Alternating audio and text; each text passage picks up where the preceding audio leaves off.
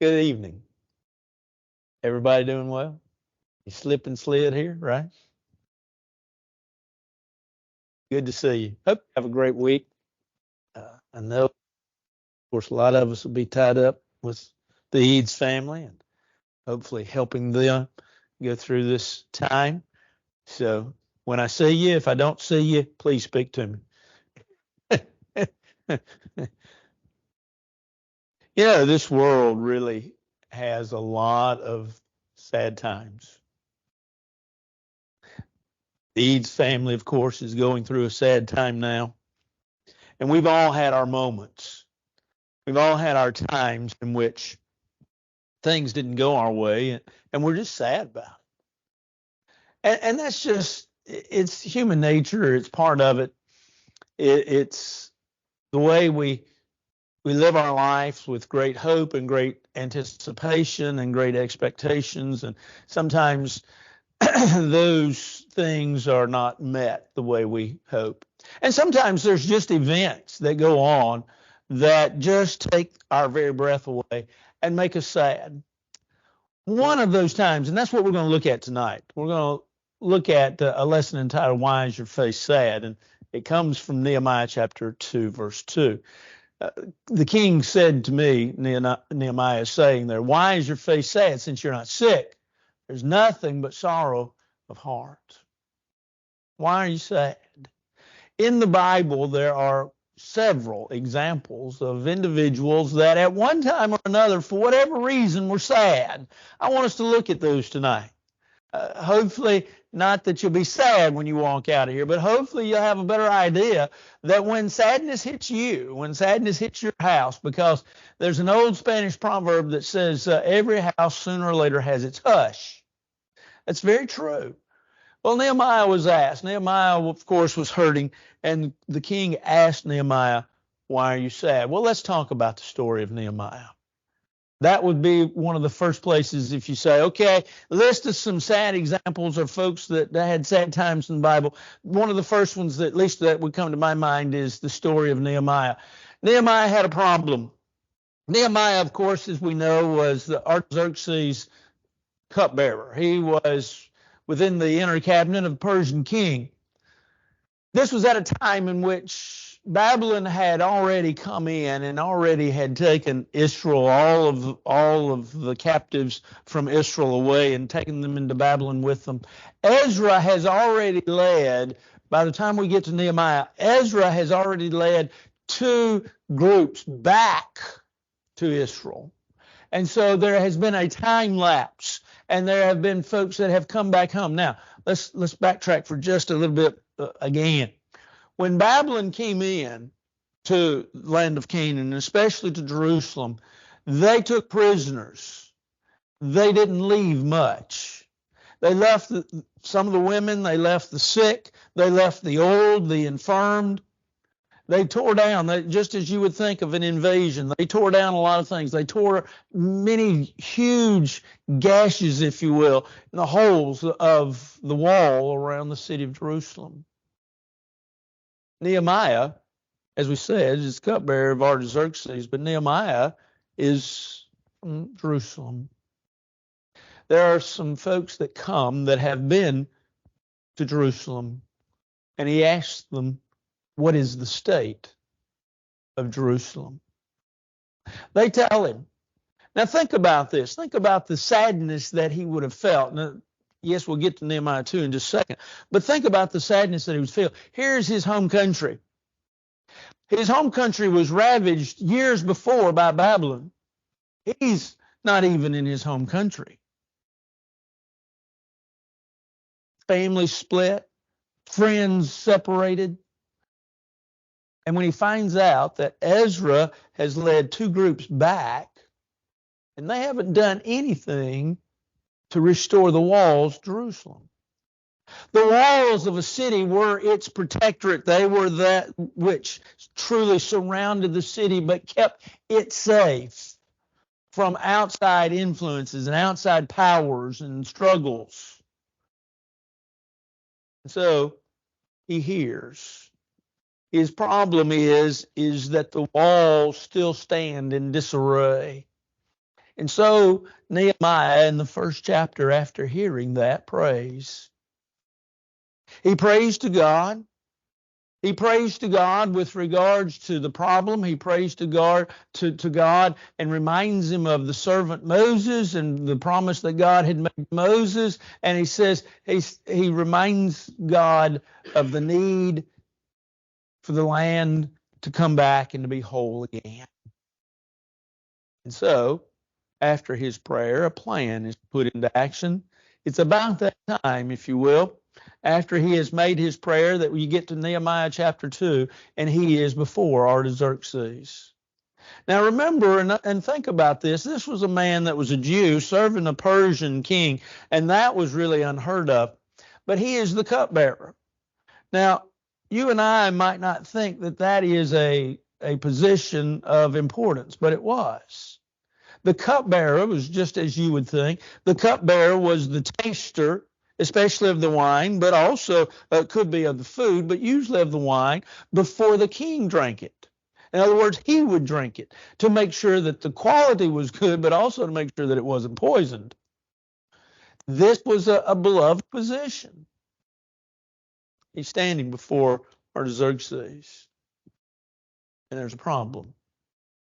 Artaxerxes, as we saw just a while ago in Nehemiah 2, verse 2, says, "Why is your face sad? Why are you upset?" And so when Nehemiah tells Artaxerxes, there's a plan that's put into place.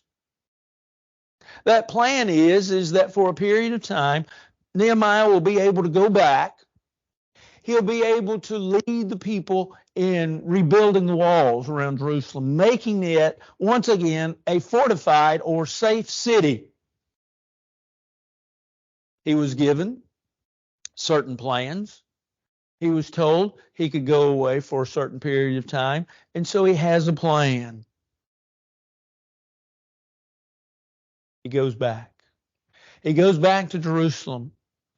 When he gets there, he puts the plan into action by, first of all, in Nehemiah chapter 2, spending several days at night going around. Nobody knew what he was doing, but at night he would get his beast of burden, if you will, and get upon him, and he would ride around the city, and he would see what the problems were. He would not only see what the problems were, but he would also see where the trouble spots were. He was learning about his beloved city. He was learning about the problems. And when he formulates the plan, he goes to the people and he pleads with them and tells them, here's what's going on. Here's the problem. We need to rebuild the walls. And it's that wonderful statement that's made not only in Nehemiah chapter 2, but later on in Nehemiah chapter 4. And that's the idea that when the people hear the great, really, if you will, the plan that Nehemiah has formulated, the people say, let us rise up and build. In other words, okay, there's a problem. Let's see what we can do to settle the problem. Let's fix the problem. Let's make sure that the problem's all right. And so the people respond to the plea, and they begin to rebuild the walls. There's participation. The men roll up their sleeves. And mind you, that their problems are not ended by rebuilding the walls. You might say, well, what's going on? Well, there's two guys, most notably, Sanballat and Tobiah. Sanballat and Tobiah, for whatever reason, did not want, evidently, the walls rebuilt. And so they led an opposition to a good work. Seems like it always happens. You have a good work and you have folks that are in opposition to it. It doesn't matter what you do.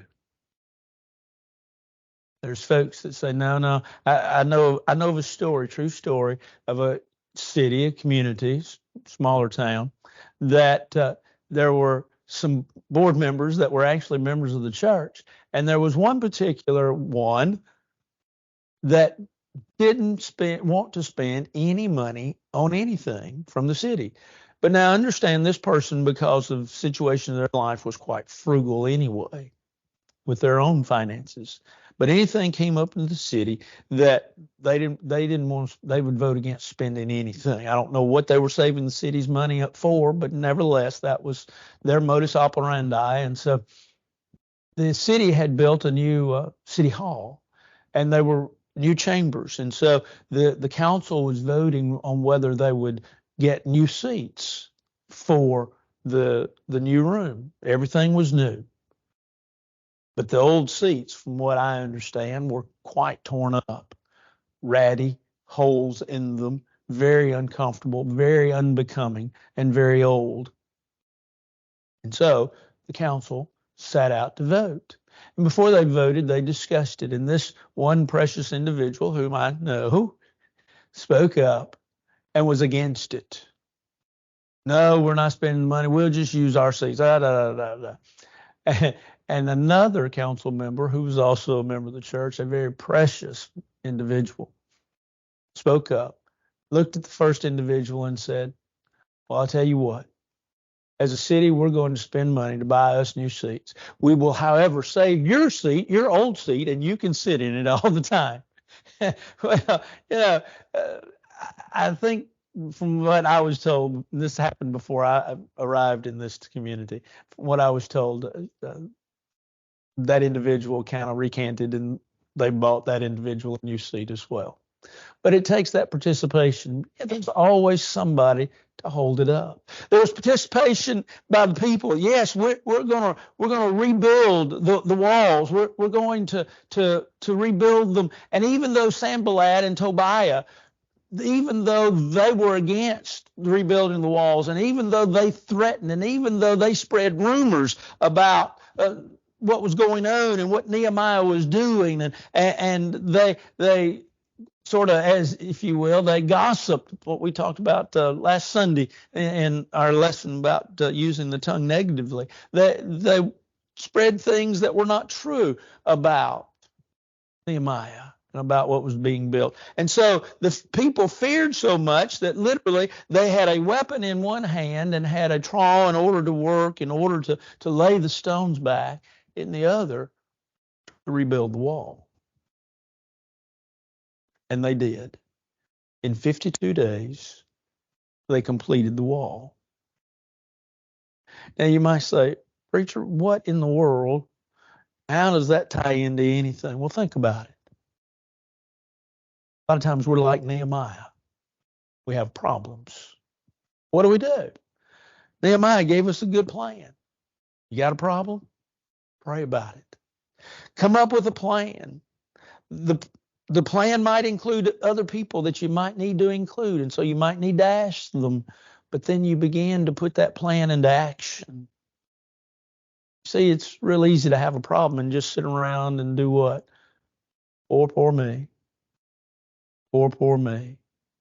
And do nothing, only become more and more upset, only become more and more hurt.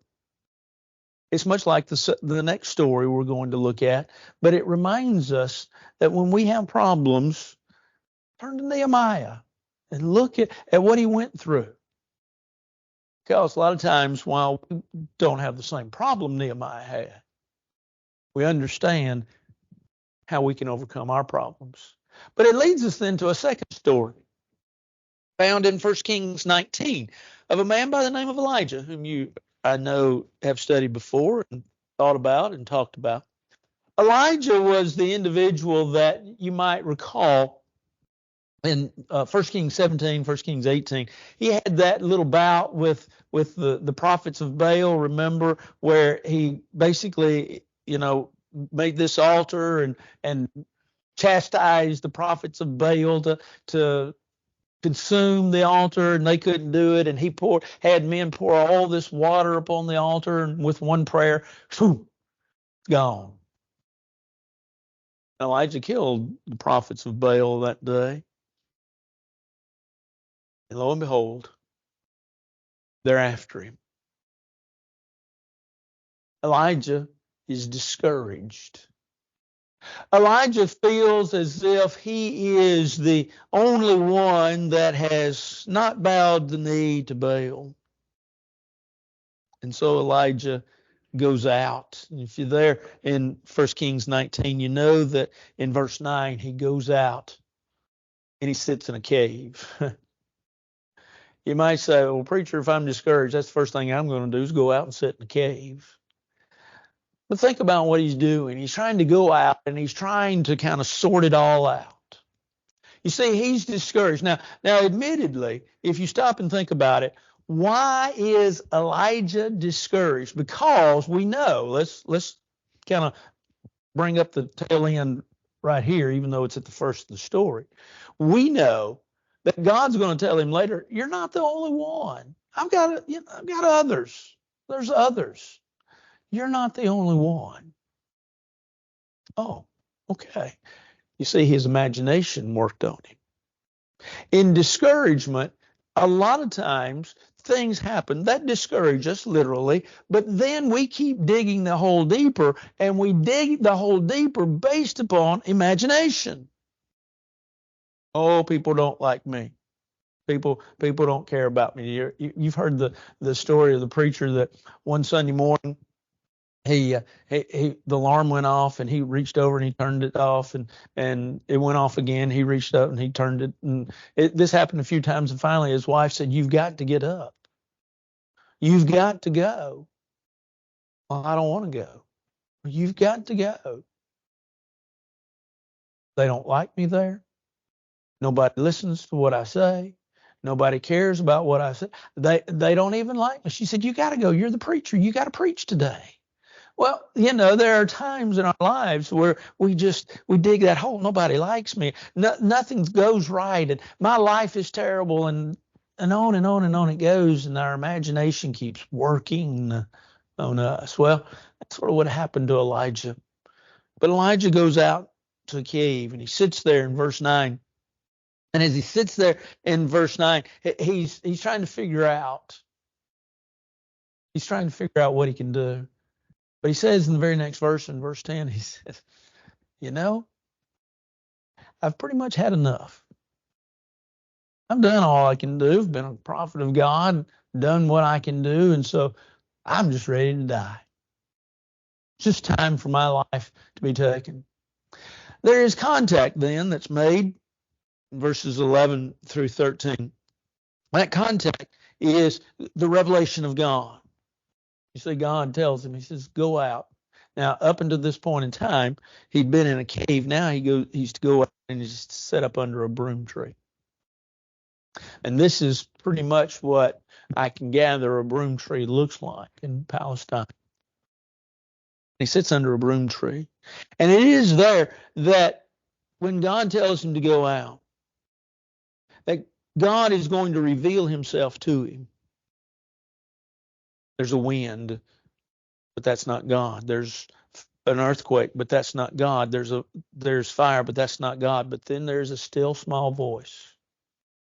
Now, there are a lot of folks today that say, well, we can all look forward to that still small voice. God does not reveal himself in still small voices today. God revealed himself through his word. There is this contact that the Lord makes with Elijah in our story. And basically, God is telling Elijah, look, get up and get over it. And so in verse 15 and 16, God tells Elijah, go out and anoint Hazael as king of Syria. Turn your focus outward. Turn it to somebody else. Get it off yourself. Turn it to somebody else. You see, we sit around in self-pity. And while we're to commune with our own heart upon our own bed and be still, says the Lord in Psalm 4, verse 4, we're reminded really of where our focus should be. And so then, verse 21 of 1 Kings 19, Elisha comes, places the mantle upon Elijah. We see the passing of the mantle, the passing of the torch, as Elijah leans upon his friends to help him. Well, preacher, I don't understand the impact of the story. The impact of the story is we too are discouraged from time to time. things don't go our way. Church work doesn't go our way. Anything that happens, and anytime there's growth, there's always step forwards and steps back, and it's slow, and we get discouraged. We have loved ones that we want to obey the gospel, and they just won't listen. They rebel.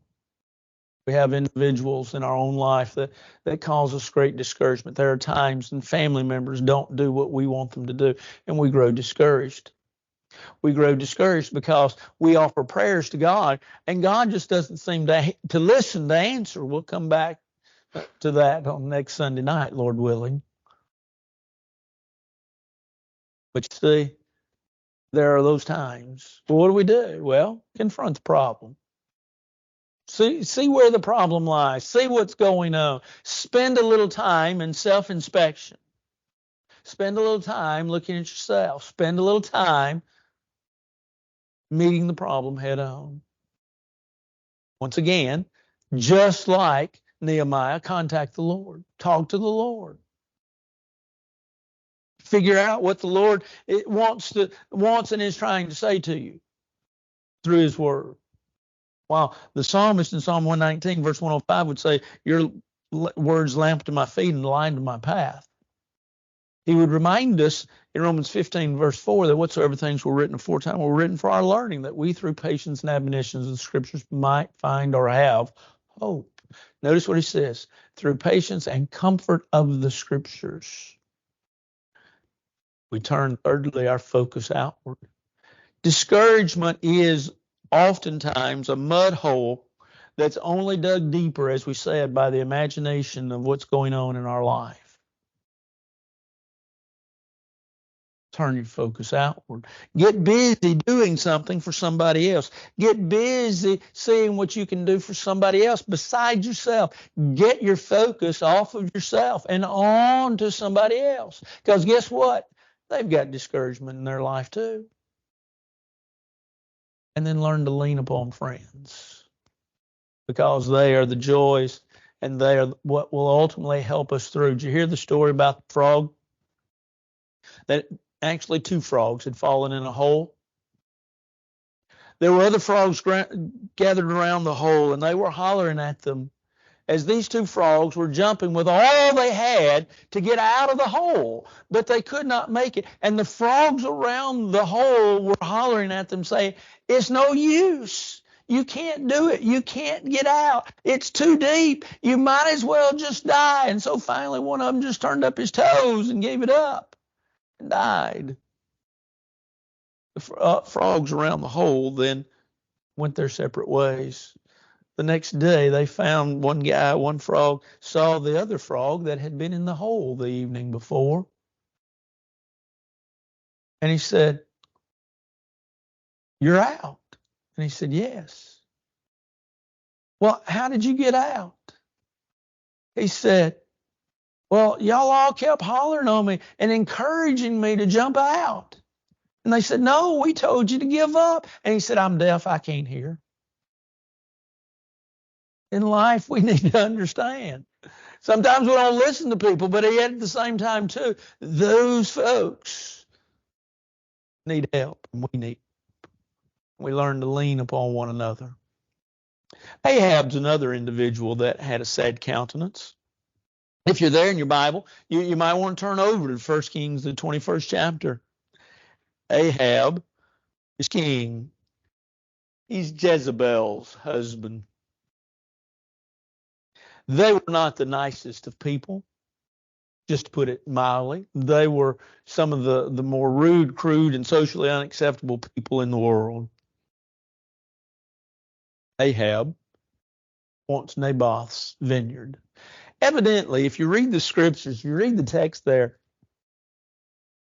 Naboth's vineyard, the way at least I understand it, the way I take the text, Naboth's vineyard was a family vineyard. In other words, this is something that he had probably been passed down through his family.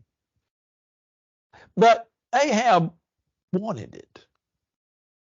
Evidently, it was close to his property. It was something that he liked. It looked good to him. And so he goes to Naboth and he says, He says, look, I'll buy it or you can give it to me. Well, Naboth doesn't want to get rid of it. He doesn't want to turn it over to Ahab. And so Ahab goes in and he pouts like a little old baby. He pouts. Jezebel says, well, why are you upset, baby? Why are you pouting? What's wrong, darling? And he says, well, Naboth's got this vineyard over here. Man, it's great. It is fantastic. I want that vineyard. Jezebel says, just sit back, boy, and watch. So he does. Jezebel has certain ones throw a feast. When they throw that feast, she says, I want you to find two, what the New King James Version calls scoundrels. I want you to get two scoundrels. And these scoundrels are going to be individuals that are going to perpetrate a lie. As they're going to say that Naboth he's a blasphemer, he's wrong, he's terrible. And so sure enough, they have a feast. Naboth is called out by these scoundrels. He is stoned. No longer. And Jezebel says to Ahab, here, honey, here's what you wanted. You might say, what does that have to do? Well, you understand that through a man's pouting, through a man's upset, through a man not being content with what he had, he went out and wanted more. He was sad because he didn't have everything he wanted. It reminds us of people today that don't learn to live with a sense of contentment. Paul would say that having food and raiment, he said, I've learned to be content. He said in Philippians chapter 4, he said, I've learned in whatsoever state I am therewith to be content. The idea of contentment there is happy. I've learned to be happy. Now, remember, as we talked about Philippians this morning in Bible school class, this is one of those prison epistles. Paul's in prison, but Paul has said, I have learned. Now, depending on when you want to put and fix Paul's chronology, Paul, some say, was baptized 37 AD, some say maybe 40, 41, 42 AD. You have to figure out exactly a lot of things and who you want to follow and who you want to believe. Probably around 37 AD, Paul was a member of the church. Paul writes Philippians 62 AD.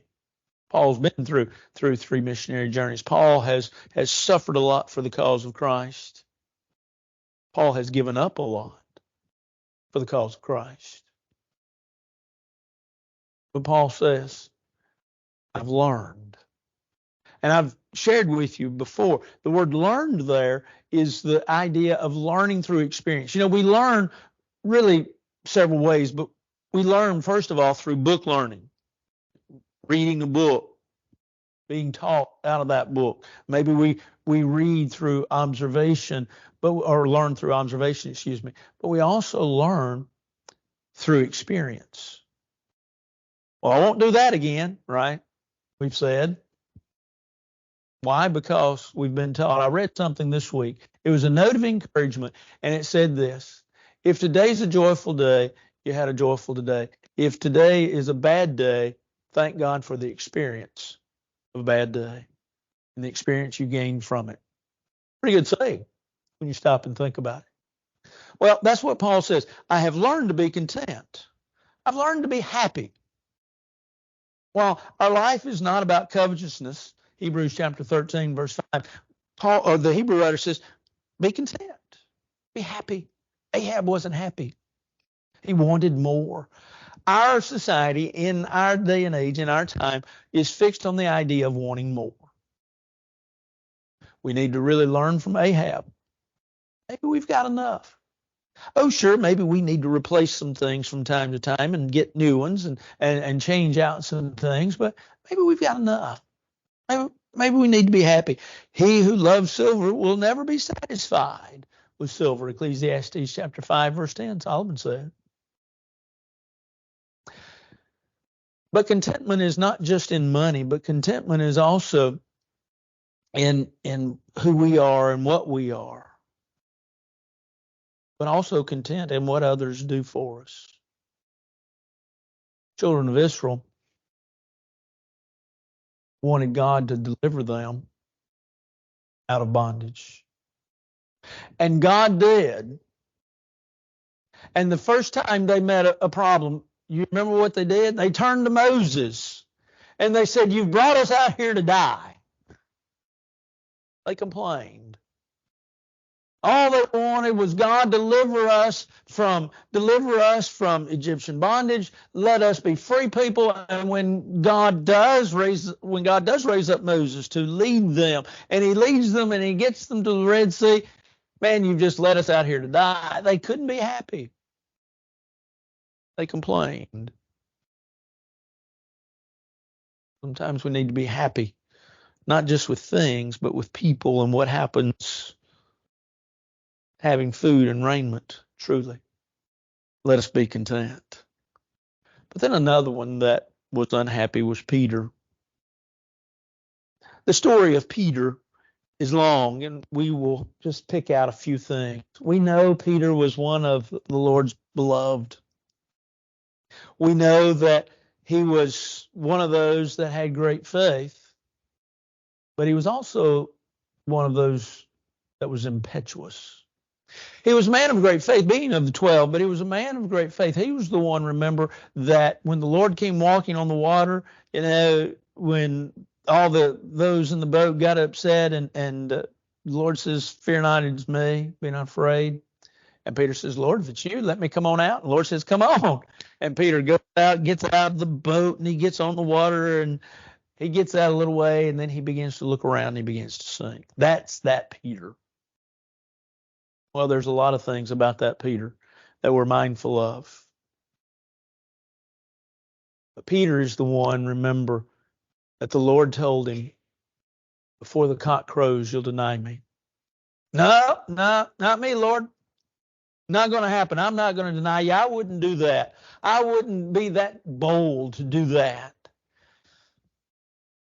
Yet in Matthew 26, beginning in verse 66, Peter denies the Lord. Peter is saddened when the cock crows that he's denied the Lord. He's also sad in John 21, after Jesus has come forth out of the grave, and Jesus confronts him. Remember that, Peter, do you love me? Feed my sheep. Peter, do you love me? Lord, you know I love you. Feed my lambs. Peter, do you love me? Lord, you know I love you. Feed my lambs. Now, if you remember that passage in John 21, you've probably heard sermons to the fact that the Lord starts out with one simple question. Peter, do you love me? Do you agapao or agape? We call it agape. That's the noun form. Agapao is the verb form. Do you love me? And agape love, or agapao, we'll call it agape. Agape love is a little deeper. Now, there's too much of a case that's often made on this, but it is still, by and large, used for a little deeper love, not just a little superficial love, but a more of a deeper, abiding love. And the answer that Peter gives is, Lord, you know that I phileo you. Phileo is the verb form. It's really where we get the word Philadelphia from. Phileo love is brotherly love. It's the love that you and I share for each other. The love that my wife and I share would be more considered agape love, whereas the love that we share together would be more the phileo love. And so when Peter answers him first, Lord, when the Lord says, do you agape me, do you agapao me? Peter says, Lord, you know I phileo you. And so the Lord asked him again, Peter, do you agapao me? Lord, you know I phileo you. And so the third time, the Lord says, Peter, do you phileo me? And Peter says, Lord, you know I phileo you. Peter's countenance is sad.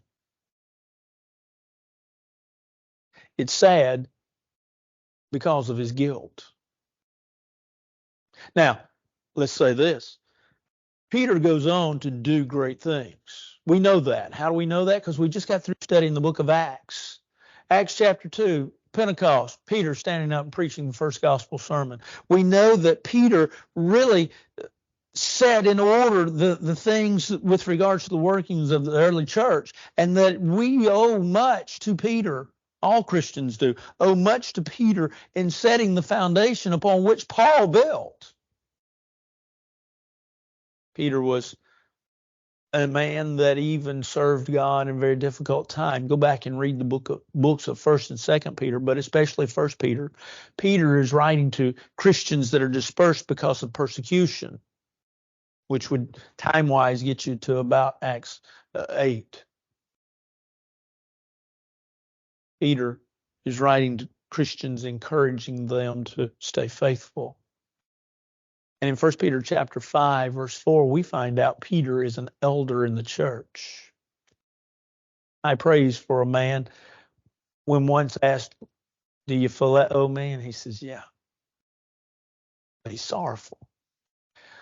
He's sorrowful because of the guilt that he feels. He's sorrowful because of the angst that is his, the tugging at the heart of, I'm not as dedicated as I thought I was, and I'm not as committed to you as I thought I was. And so he's hurt. He feels the guilt. There's a lot of folks walking this side of the earth that feel guilt. They feel guilt because they've done something, said something, been somewhere where they shouldn't, and probably somehow got caught by somebody. Well, how do we get over that guilt? Well, to be honest, that's a whole sermon for some other time. But guilt, while it nags at us, eats on us, tears us up, breaks our heart if we really let it. It's a good thing because it will eat us, but if we will turn it around, acknowledge that we've sinned. You remember in Psalm 51 when David admits his sin with Bathsheba, his guilt. What does he tell God? Against you and you only have I sinned. The guilt that eats us up, that destroys us. If it's admitted to and we turn to God, and one time is all we need. Ask God for forgiveness.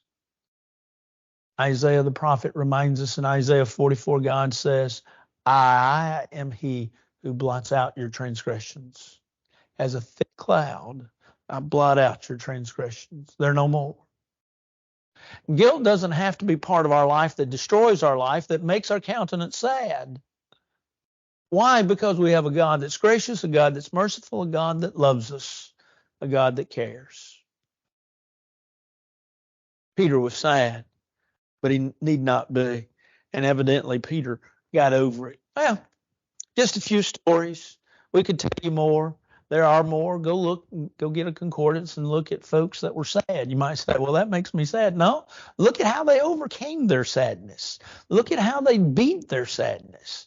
That's the key. That's the lesson that the Lord is trying to show us. And that's the lessons that we can learn from it. Do you know God has a collection? You collect things. You collect rocks, stamps, coins. I'm a good dust collector, whatever you might collect.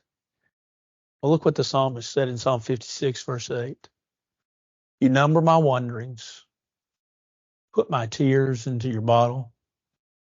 Are they not in your book?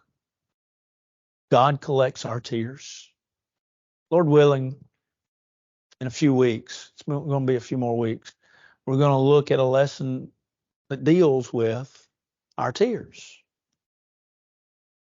God collects our tears. And so, if you're hurting and you have great sorrow, and you're, as Nehemiah was asked by Artaxerxes, why is your face sad? Is your face sad? Let's turn that frown around. How? By learning from these great examples of how they did it, and know that God is collecting your tears if you'll let him, if you'll turn them over to him. This evening, if you need to respond to his invitation, won't you come? While together we stand and sing.